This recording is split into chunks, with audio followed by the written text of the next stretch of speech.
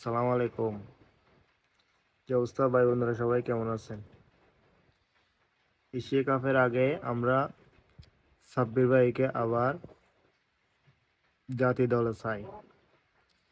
সাব্বির ভাই ছাড়া টি-টোয়েন্টি অপূর্ণতা।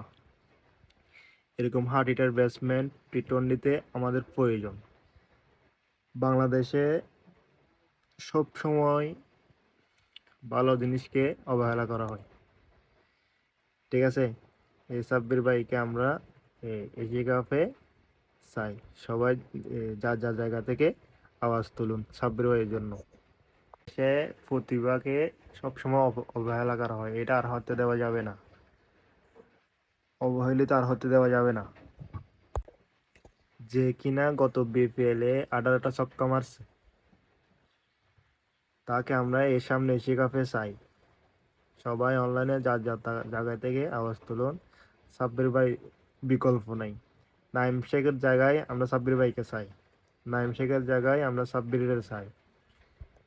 আর সাব্বির ভাই আশা করি আমাদেরকে যদি জাতীয় দলে চান্স পায়, আশা করি হতাশ করবে।